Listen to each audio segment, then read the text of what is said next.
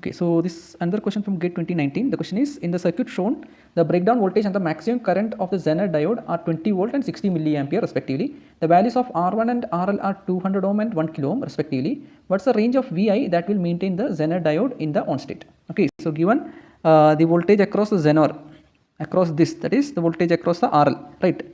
This is 20 volt given if the Zener is reverse biased. Okay, and also the RL resistance is 1 kilo ohm and R1 is 200 ohm. Okay, so the question is like what should be the value of VI so that Zener diode is in on state, or when the Zener diode is actually in reverse with voltage across it to be 20 volt. Okay, so if RL is 1K and the voltage across it is 20, so what will the current here? So I will call it as IL. IL will be equal to 20 volt across the RL by 1 kilo ohm, that is resistance RL. So this is actually 20 milliampere. Okay, and given for the diode to be Zener diode to be in reverse bias, its maximum current IZ max is 60 milliampere. Okay, so what should be the maximum current here? IS, okay, IS max will be equal to IZ max plus IL, right? IL is constant because it should maintain 20 volt. So IZ max is 60 milliampere and IL is 20 milli. So it is 80 milliampere, right? So that is the IS max. Now we can find for having this IS max, the maximum current voltage I max, right? VI max will be equal to, so what will be this voltage that we will find? Okay, so how we will find that? So we know what is IS here. IS is actually equal to the current flowing through R1. So that we can find by finding the voltage across R1 by resistance R1. So what is the voltage across R1? This point voltage minus this point voltage. So this point voltage is VI and the other point voltage is VZ. So this is the voltage across this, right, by R1. So VI minus VZ is 20 volt by R1 is 200. Okay, so this is the current equation of IS.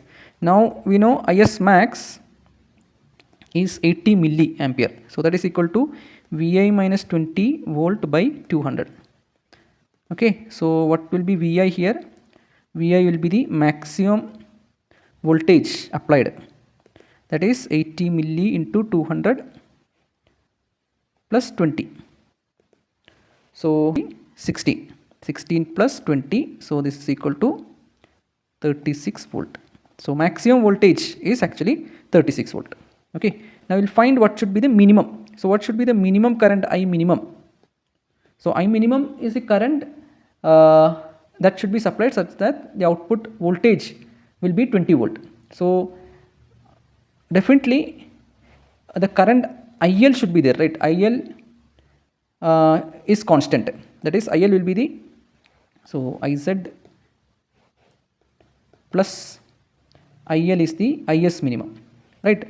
So IL should be constant, that is 20 milli, and there is a chance that IZ is 0 or negligibly very small, that is when Zener just started to be in the reverse biased Zener breakdown, that is at 20 volt.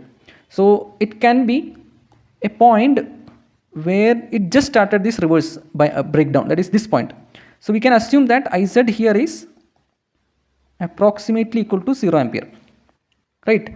So if I substitute that here, IZ equal to 0, then the minimum current IS minimum required is 20 milliampere, which need to be flowed across this RL to maintain this 20 volt, right? So I will substitute this again in this equation. So IS minimum equal to 20 milliampere, that is equal to, that is when VI is minimum, so that it is setting the Zener diode in reverse with minimum current flowing through that, minus 20 by 200. So VI minimum equal to 20 milli into 200 minus, sorry, plus 20. So it is 4 plus 20, or this is equal to 24 volt. So this is the minimum volt, minimum input voltage required, and this is the maximum voltage. So the option is 24 volt minimum to 36 maximum. Answer is option B. So this is a question from GATE 2024. The question is, in the circuit shown, the N is to 1 step down transformer and the diodes are ideal. The diodes have no voltage drop in forward bias condition.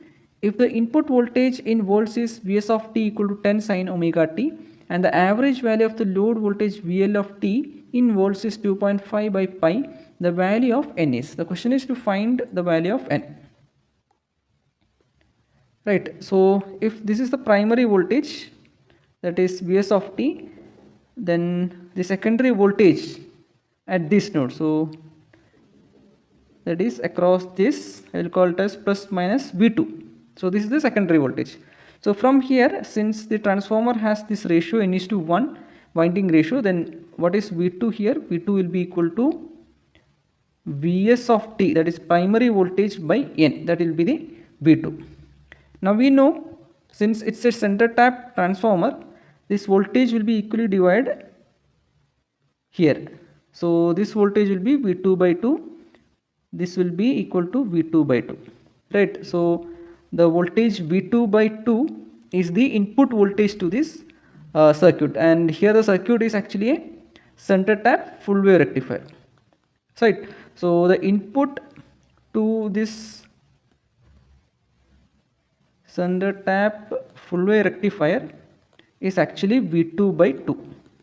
So since V2 is Vs of t by N, so I can substitute here, it will be Vs of t by 2N, right? So Vs of t here given is 10 sin omega t. So when I substitute this is 10 sin omega t, that is Vs of t, that by 2N. So this is actually the input voltage, I will call it as Vin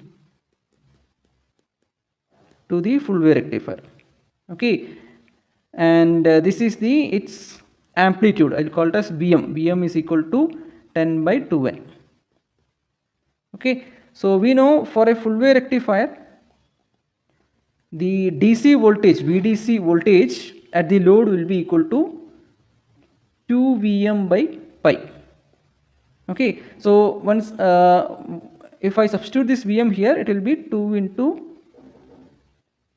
10 by 2N, that is Vm by pi, okay? And given this VDC is equal to 2.5 by pi, so this is actually equal to 2.5 by pi. So you can cancel this pi and this 2 also get cancelled. So this is equal to 10 by N equal to 2.5. So from here N is equal to 10 by 2.5, that is equal to 4. So the answer is A, 4.